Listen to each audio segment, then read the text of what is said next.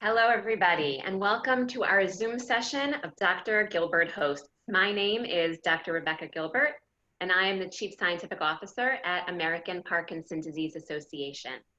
Thank you so much for joining us today, during which we are discussing important issues regarding COVID-19 and how they are impacting the Parkinson's disease population. American Parkinson's Disease Association, or APDA for short, is the largest grassroots network dedicated to fighting Parkinson's disease and works tirelessly to help the approximately 1 million Parkinson's disease patients in the United States live life to the fullest in the face of this chronic neurologic disease. Please visit our website at apdaparkinson.org to explore all that we have to offer. This includes programs and services delivered by our network of chapters and information and referral centers located throughout the United States. Our website also hosts a vast array of publications, webinars, articles, and information that can help you understand your Parkinson's disease. Another way to contact APDA is through our toll-free helpline, 1-800-223-2732. And now for today's program. Today we will be discussing Introduction to Telemedicine. Because of the spread of COVID-19 and the need for social distancing, many physicians' offices are now offering telemedicine visits. Many of you may need to access your healthcare professionals in this way for the first time, and you have questions about how the visit will be conducted and the best way to prepare for one. My guest today, who will help us answer some of these questions, is Dr. Jason Aldred. Dr. Aldred is a neurologist who specializes in movement disorders. He sees patients at his private practice, Selkirk Neurology, and in its clinical trial organization, Inland Northwest Research, both based in Spokane, Washington. Dr. Aldred is on faculty at the University of Washington and Washington State University. His practice sees patients from a wide geographic range, from Eastern Washington State, Northern Idaho, and Western Montana. His research and clinical care has involved many different telemedicine platforms over the last 10 years, and telemedicine is often a clinical care component for Parkinson's disease patients in his practice. So Dr. Aldred, thank you so much for being with us today. Thank you for having me. So today we will conduct this session as mostly a question and answer session. We have a number of questions that have already been submitted to us that we will be discussing, but we very much want to hear from you who are currently listening. And so if you are watching this live and you have a question for Dr. Aldred about telemedicine, please feel free to enter it using the question and answer feature on your Zoom app. So to begin, Dr. Aldred, would you like to offer some words of introduction about telemedicine, about how it fits in with our COVID-19 pandemic before we address our first question? Absolutely. And again, thank you for having me. And this is a wonderful time to cover this topic. And it's going to be very important moving forward in the future for people with Parkinson's disease to learn more about telemedicine. I wanted to talk to the group a little bit about telemedicine in general. What is it? What is telemedicine, and how is it more relevant to their care now than ever before? Well, telemedicine really means just any type of electronic communication that is related to providing healthcare for a patient that can't get the visit in person. So they're doing this remotely. Typically, we think about telemedicine as being an audio-visual transmission like we're doing now with Zoom or FaceTime or some of the other apps you may have seen or program software you've seen before. And that's kind of how we think about telemedicine in our common practice. And really, telemedicine has been around for quite a while, and decades, in fact. It first began use in areas in Alaska where there were patients in need of care and it was hard to get medical care to them, and they would record VCR tapes, send it out, and doctors would take time later on to look at it and later get the information back to the patients. And that was kind of the beginning of telemedicine decades ago. And of course, with the advance of technology over time, it went to uploading that information onto to a server to be viewed later, and then more quickly got information back to the patient. Now it's evolved to a real-time communication between doctors and patients. For the longest time, telemedicine really has taken place when it has occurred in a remote clinic. A patient would have to go to a remote clinic to have a telemedicine visit with the doctor in their office. But really, with the COVID-19 outbreak in this pandemic, we're seeing that the necessity dictates trying to do this more in the home, and maybe talking more about that. I think a lot of people have questions about how to do this in the home, because it really engages the patient for the first time more with the technology that will happen to do their own tech support. I got interested in telemedicine because I was working in Wisconsin in a hospital in kind of a more rural area that actually had a very nice setup for telemedicine already. It had no neurologist doing it. And having heard about telemedicine being explored in Parkinson's disease, I realized it was uniquely suited to use telemedicine for Parkinson's disease. And being a movement disorder specialist, that's mostly what I do. And so I started out that way. And then later on was fortunate to take part in one of the largest randomized clinical trials ever in telemedicine, called Connect Parkinson's, or Connect PD, which compared in-person visits with a person with Parkinson's usual neurologist or their usual clinical care compared to in-home telemedicine. And it was found that those visits were overall, patients really appreciated them and they were useful to the patient. And then went on to work with the Movement Disorder Society Task Force on telemedicine, where one of the projects we worked on was this idea of asynchronous telemedicine in Africa and in Nigeria and other areas in Africa, where doctors in those areas would videotape patients according to a preset protocol, or kind of how the doctor's visit was requested to be by the Parkinson's specialist, upload it, and then later on we looked at it and made recommendations. So that was really a great way to learn about different ways to use telemedicine to care for people with Parkinson's disease. And telemedicine's been a limited but somewhat covered benefit for certain patients in health provider shortage areas since 2001. But the reason most people have not heard about this is that it really only applies to certain areas that have this healthcare provider shortage area designation. And also the hospital systems, the providers' offices have really done a lot of the investment to get that program up and running. It's quite a lot of work to get that up and running. And so we've kind of been going along slowly, and now lately with the pandemic, the world's just accelerated in its use of this with business and certainly medical care. Absolutely. This is definitely an indication that where there's a will, there's a way. So many years where things didn't happen quickly, and now COVID-19 and telemedicine has taken off. So you're ahead of the pack. Congratulations. Well, Parkinson's disease in particular, I wanted to go back to that. It's really very uniquely suited for telemedicine.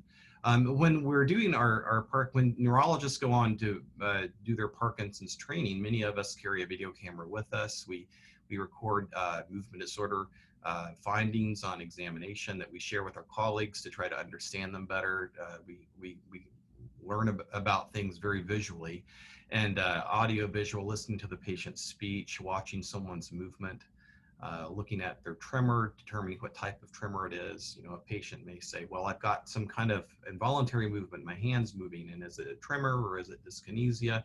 And being able to see that makes a world of difference. And so the field itself, we have a bit of an extra training and working in audiovisual kind of telemedicine, if you will, kind of basics in movement disorders. And so I think the silver lining of this horrible pandemic is really trying to further accelerate how we can get this out there to patients to, improve access to care for people that need it most, and to really keep the social distancing principles in place for patient safety, because many of our patients with Parkinson's disease, because of their age, are at higher risk, and if they have the other comorbidities as well.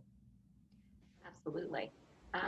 So let's get started with one of our questions that sort of really gets to the heart of what people may be worrying about. So the first question is, I have a computer in my house, but I rarely use it. What am I supposed to do with my computer to connect to my doctor?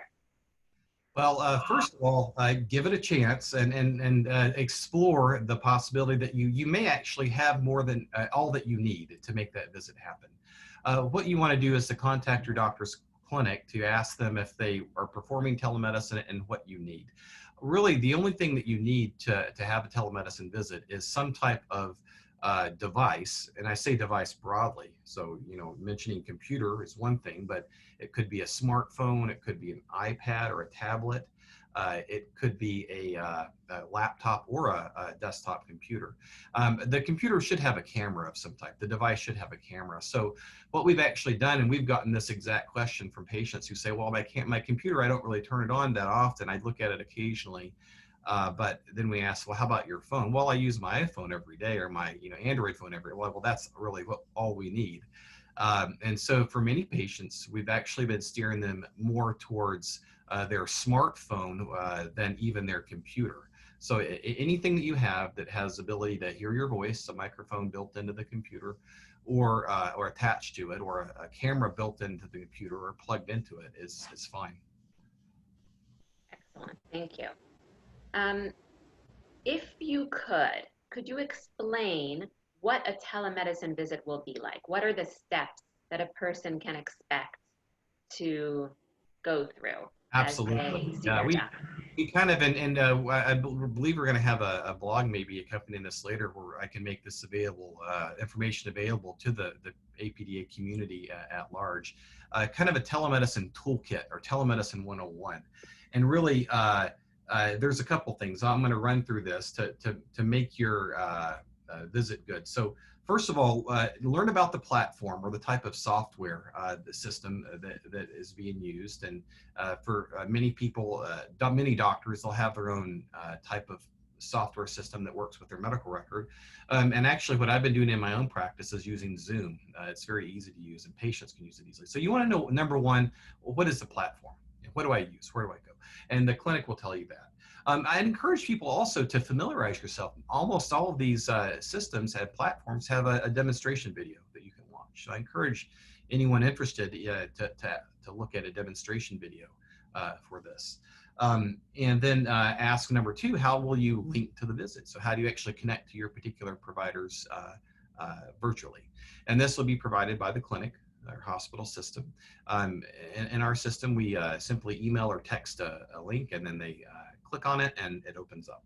It's really that easy.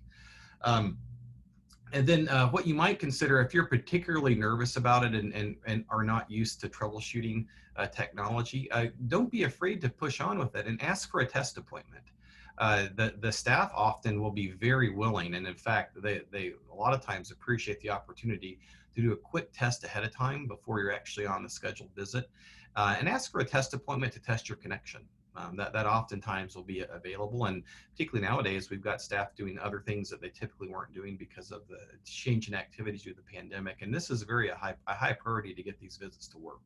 So realize that your provider's offices are probably working very hard on their end to support you, and a test appointment is a great way to do that.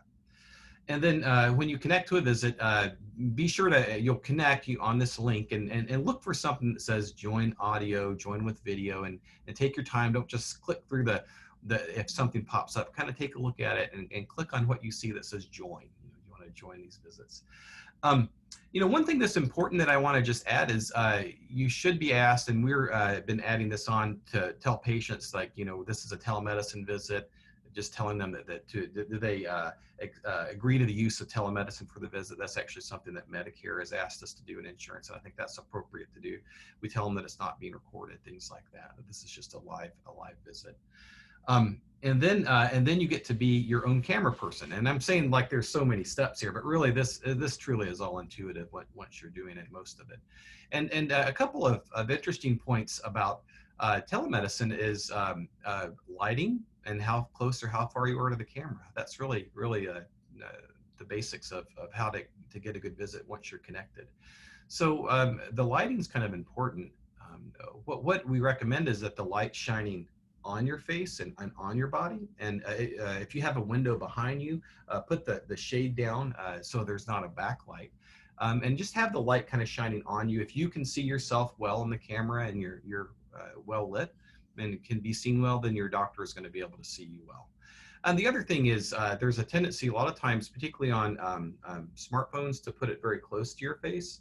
And we really don't need to do that. It can be put back and set up on a counter or the side of a wall or a shelf, something like that. And then you could sit back and just like you were seeing the doctor in their clinic, sit back and the camera can see the top half of your body, and it will allow the doctor to see your tremor, to do the finger tapping, the other movements that many people with Parkinson's are accustomed to doing.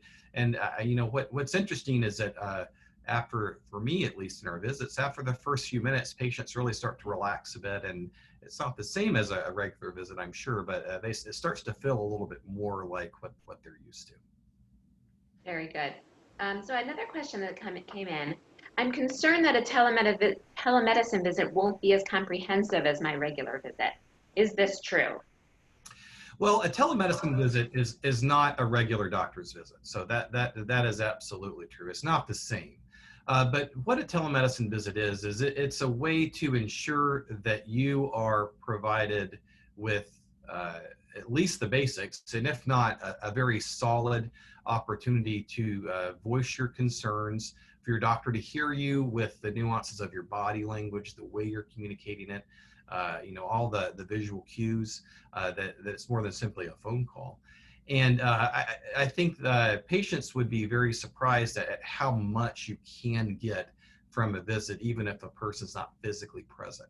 With Parkinson's disease, the one downside is we can't test muscle rigidity. So people with Parkinson's have been accustomed to having their arms and wrists and legs and feet kind of moved around. And we can't do that. And there, you could certainly ask a family member to do that. In my practice in telemedicine, I typically don't test that. But so it's not the same. But the opportunity to really get into very complicated questions, complicated, kind of exam findings. Sometimes I'll watch my patients walk during a telemedicine visit. I'll do everything except feeling muscular rigidity. And I would add, the one thing where I find telemedicine is actually superior in my practice to routine medical visits. If you can't remember the medication you're taking, you can go and get it. And That's a great point. That's happened about half the time when we find out what exactly that little blue pill is. Right, right. That's a great point. So you briefly mentioned this, but I just want to highlight it because it came in as a question.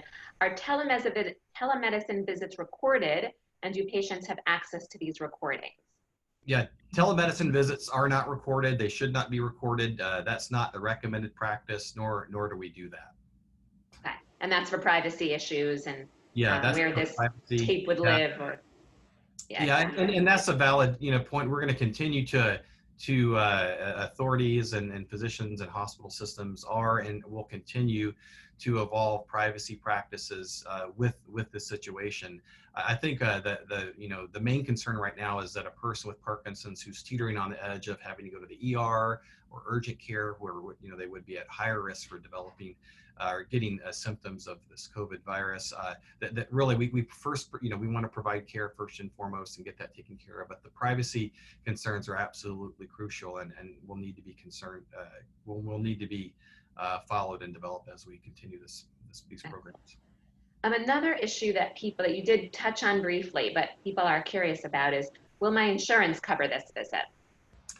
So as of March 17th, Centers for Medicare Services has declared that in-home telemedicine visits through a platform like Zoom and these other platforms, FaceTime, that they will be covered at the same rate, the same benefit level as an in-person visit in clinic. And that's huge. That really kind of pushed everyone to go ahead and make these changes. That's the Medicare. Commercial insurance or private insurance is different. It's not administered by Medicare. That is typically the policies for commercial insurance are dictated by the State Insurance Commission. In Washington State, our specific insurance commission has required that medical services and home be covered. And they have a listing of codes, and they're the typical codes that we use to cover in-person visits, that they're covered as an in-person visiting clinic. But to be sure, you want to check with your provider's office, and you want to look at your state wide insurance commission for answers to that question. Got it. Medicare is more simple, but in all likelihood, the commercial insurances also have some way of dealing with telemedicine as well. So another question that, that people are curious about, is there anything you mentioned doing a test visit and the lighting and some of the things you can do to get ready for a visit. Is there anything people should know about in terms of preparing themselves and their medical story for the televisit and how to make the most of this visit that may be a little bit different than an in-person visit? Yeah, absolutely. I mean, I think the medications are key. We a lot of times in our practice, what we're doing is having a medical assistant call the patient ahead of time, and they go through everything just like a regular visit. And I think, I don't know, but I think many clinics may approach it similarly. So they're having the staff call to, get the proper information. You can even on American Academy of Neurology has some great resources for doctors and patients where they've asked the patient if they have a scale, go weigh themselves. If they have a blood pressure cuff, check your blood pressure. If you're running a fever, check your with your home thermometer. And this is not the same as having instruments calibrated in a medical clinic, but it has value. The kind of common sense dictates that you can still use some of those things if you have them at hand. And then are going over a medicine reconciliation. So, listing, our medical assistants take quite a bit of time going over for the telemedicine visits, the medicines they're taking, how much they're taking, when they're taking it, as a regular release, as extended release. And they review all that and they're reconciling it point by point in the medical record. As though it was a regular visit. We'll discuss review of systems, which we'll follow up on, and then talk about what their priorities are for the visit. So that's how we're handling that. If it's just your doctor logging on with you, what you might do is I strongly recommend that you have your medications available with you. And it would be helpful and make it more organized if you could write down your medicine list, particularly if you just your Parkinson's, anti-Parkinson medication, if nothing else. It would help speed the visit along and keep it organized quite nicely. And then, like any visit, hopefully coming to the visit prepared with a list of questions or the top one or two, top three priorities or what your goals are for that visit so that you can get what you want out of it. Excellent. Another question that came in live is, do you know if visits for speech, occupational therapy, and physical therapy are covered by insurance? And are they a good use of telemedicine? That's an excellent question. And I don't know the answer to that exactly. There are a list of codes that are covered, and that might be a bit much for a patient to get into. But my suggestion is if you have a therapist you've worked with before, call their practice, ask them that question. And you might suggest to them that you're open, if it's a covered benefit, you might suggest to them that you're open using one of these platforms to explore that with them. And hopefully they would be receptive to that. I've always looked at telemedicine as not nothing to replace routine clinical care, but just another tool to provide care in situations where, like this, we have a hard time delivering it. The audience should be aware that I'd like for them to be aware that speech therapy in particular has actually a very long history of telemedicine use, not necessarily visual, but over the phone using speech therapy protocols. And the Veterans Administration actually has been a big proponent of that for quite a long time. So there is history of allied health programs being administered, and I think speech therapy is more uniquely suited. Not to say that occupational therapy or physical therapy are less well suited, but they would have to have a bit of a different approach. Excellent, excellent. So everyone's jumping on the bandwagon, which is great for our patients. I have another question that has come in. I have a DBS. How do you evaluate DBS on a telemedicine visit? That's an excellent question. And so we've, by necessity, been doing just that lately. Deep brain stimulators are accompanied by a patient handheld, a remote. They look like the garage door opener type devices that you've seen. And everyone with deep brain stimulators should be given one of those devices, and is typically recommended to carry it with them when they're traveling any distance. And many patients will carry it with them as they're out and about throughout the day. And so on that, it's typical to be trained how to check your battery, And if your provider has set parameters that allow you to go up or down on the DBS unit, to do that, also to turn it off if the situation arose where you needed to do that. So there is this patient programmer that handheld device that allows the person with Parkinson's disease who has DBS to interact with their system.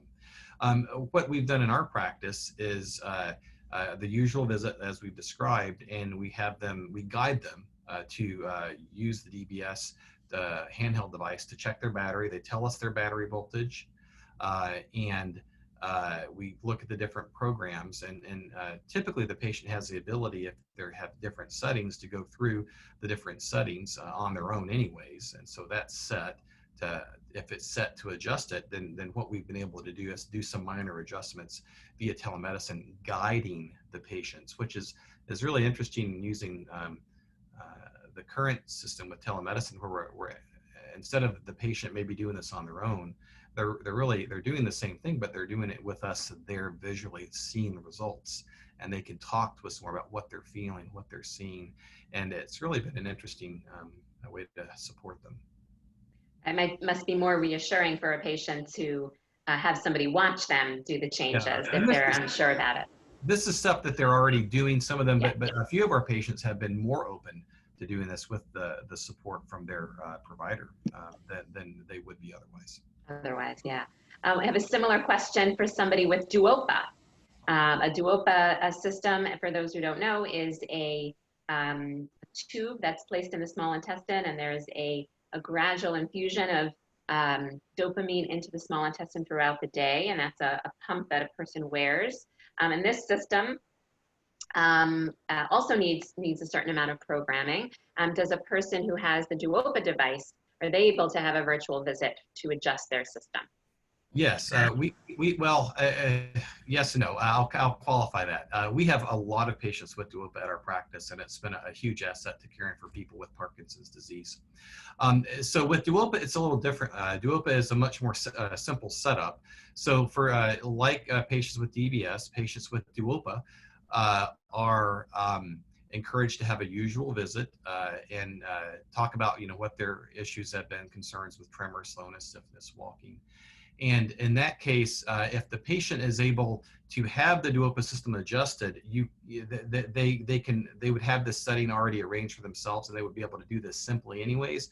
And so it's possible for the provider to assist them to do this. But the common practice for most providers working with Duopa is to set the system and only have it adjusted in clinic. So I don't think it would be quite as well suited. But the thing with Duopa is that it's not intended to require nearly as much adjustment as DBS is. The Duopa is an infusion of a volume of levodopa, whereas DBS is electrical programming. So they're really kind of apples and oranges when it comes to programming. So typically we don't have to make significant adjustments of Duopa once it's set. You kind of set it and leave it. But what we can do for patients with Duopa is talk to them about how they're using their medication. So are they using Duopa? Are they hitting the extra dose button many times? Are they hitting it only once? And then based on that, we can come up with a plan and decide if maybe we do need to bring them in for a clinic visit, or maybe not, or maybe just change things supplementally with oral meds. Got it. Okay, fantastic. Another question. In general, is there a frequency for when an in-person visit should occur for a stable PD patient? Obviously, this is when COVID-19 is not an issue. So somebody who is seen pretty regularly on telemedicine, when should they come in for an inpatient visit? Yeah, that's an absolutely a great question. My own personal preference would be at bare minimum once a year, because there are simply things that you can't do in telemedicine that you can do in person. That's just personal preference. There may be patients for whom that's very hard, and that goal or ideal that I'm talking about may not be possible. And in that case, telemedicine is still better than lack of any subspecialty care. I think one of the challenges we may see, unfortunately, is I'm concerned that without more congressional support, that after the pandemic that Medicare may no longer support in-home telemedicine for patients. So again, as horrible as this thing has been, I'm hopeful that we will be able to continue to do in-home telemedicine visits for people with Parkinson's if there's enough outcry or demand, rather, request to their congressperson for the continuation of this service. Yes. And we have another question. How long does a typical telemedicine visit last? Yeah, the telemedicine visit, in my mind, really begins when the medical assistant or the person initiating the visit starts calling and talking about the medications, and then the doctor will get on, or healthcare provider will get on and talk with the patient, and then at the end of it, you just hit end. And so that start to finish can typically, for me, is anywhere between 20 to 30 minutes. So that whole process. It depends if there's a lot of complicated medication regimen to reconcile. It may take a little longer on the front end, and typically it's about the same length as a regular visit, in-person visit. Fantastic. And so now a question about the actual mechanics of the visit. So if my camera is looking at my torso and my arms, how do I move the camera so that my feet are visualized by the provider? Yeah, great question. Unless you have it plugged into your computer and fixed and mounted, which I haven't had many people have that situation, you simply take it and aim it at your feet. And Okay. just like you're looking down at your feet, and I particularly like to look at toe tapping and heel tapping because that can correlate a lot with the speed of walking. And what I'm doing when I do my telemedicine visits, I do a motor UPDRS, and the UPDRS is the Unified Parkinson's Disease Rating Scale that many Parkinson's specialists perform, and I rate everything except for rigidity. I rate the speech, face, finger tapping, opening, closing, toe tapping, getting up from a seated position, walking, turning, and so it's really one of the things that's really kind of been inspiring about all this is the spouse or care partner has really gotten into these visits, and I've had the patients kind of set the camera up, and the care partner says, well, let me take that. I know what the doctor wants now. I can understand it. So they'll sit back and be the camera person.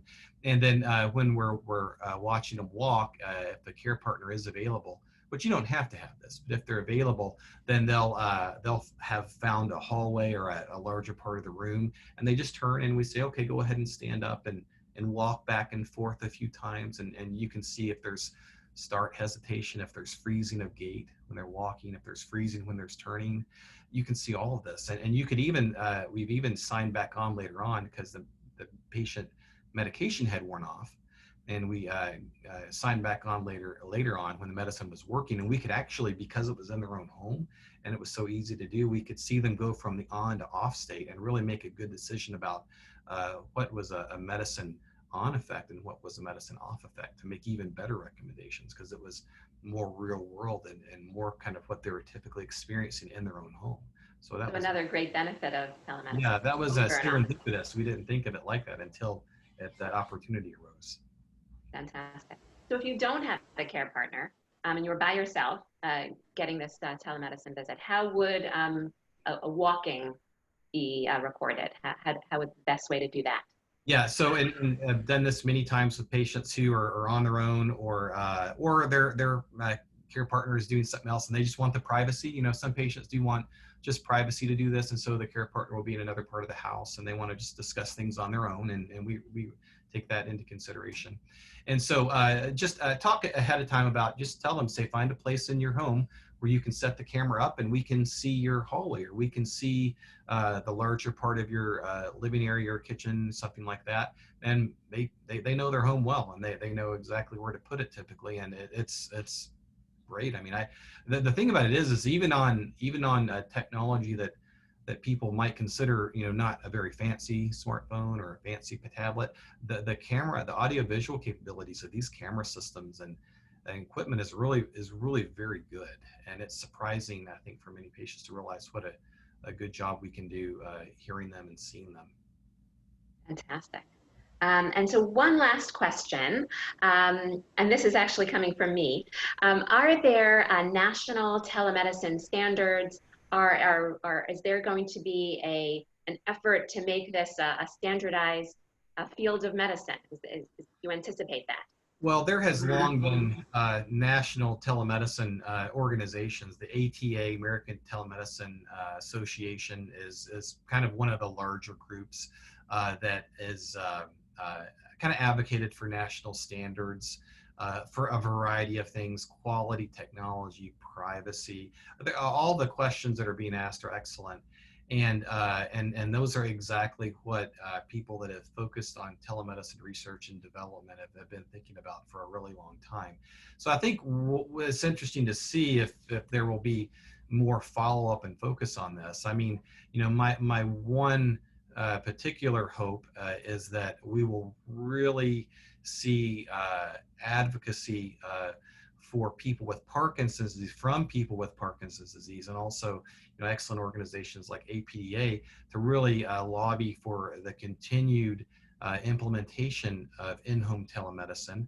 And also, you know, we don't know what will come down the future, but there may be watches that can be put on, and movements can be monitored and integrated from the prior week with the telemedicine visits. There are really the possibilities of this to really personalize medical care are endless. And so I hope that again, for all the horrible things that have gone on lately, that we can, as we move forward, we can really move forward with a unified vision for what happened during this time, and take that and build a better way to care for Parkinson's disease, you know, with the routine traditional methods still being used, in-person visits, but also, like, how do we take this to the next level? So many people with Parkinson's disease, as they develop advanced motor features, severe walking difficulties, or severe cognitive impairment, they actually see their doctors and their specialists less rather than more. And this is a situation with very advanced Parkinson's where in our area in Montana, in the mountains in the winter, and all the natural beauty of the place becomes a bit of a barrier to receiving care. And so if we can really get to those advanced patients in a way that they're not left out, and that they have the support, the advocacy from their specialists to, you know, make sure they're on the right medicines, make sure they're safe, make sure that despite the complications of advanced Parkinson's, that we're supporting them, you know, the absolute, you know, best that we can. That's really the exciting thing to see where this will lead. Thank you. Thank you so much.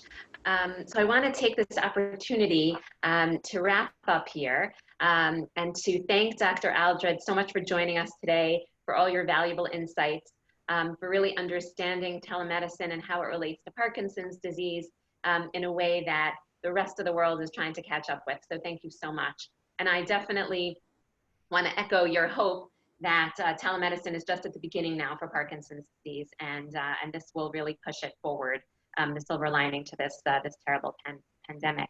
And if you missed this session, you missed part of it, you came in late, or you want to share it with somebody, a recording of this will be available on our website at apdaparkinson.org within the week. So look out for that. I also want to mention two other things. There will be additional sessions of Dr. Gilbert hosts. Next Monday, April 20th, we will be talking with Dr. Natalie Diaz and Rosa Pena, who will be addressing PD and COVID-19 in Spanish. So for any of you who know people who would benefit from that session, please be aware of that. And the registration link is on our website. Monday, April 27th, we were going to host Dr. Jill Ostrom for a conversation about DBS. And in the era of COVID-19, which will be an extension of something that Dr. Aldred talked about today. And on May 4th, we will host Kathy Thomas for a conversation about medical management in the era of COVID-19. And finally, on Monday, May 11th, we will host Dr. Joel Perlmutter for a conversation about Parkinson's disease research in the era of COVID-19. I want to turn your attention to our website again at apdaparkinson.org. And I want to mention that APDA has an app which is a symptom tracker, which you can also find on our website. And this is one way to record your symptoms at home in the space between visits that will allow you to have a better idea about what to discuss with your doctor. Dr. Aldred mentioned that one of the ways to prepare for telemedicine is to have some bullet points about what you want to discuss. And using our symptom tracker can help organize the thoughts that you may want to bring to the attention of your doctor. So please be on the lookout for that as well. So once again, thank you very much, Dr. Aldred. We look forward to hearing your insights again in the future, and we hope to see you again and everyone who joins us today very soon. So thank you very much.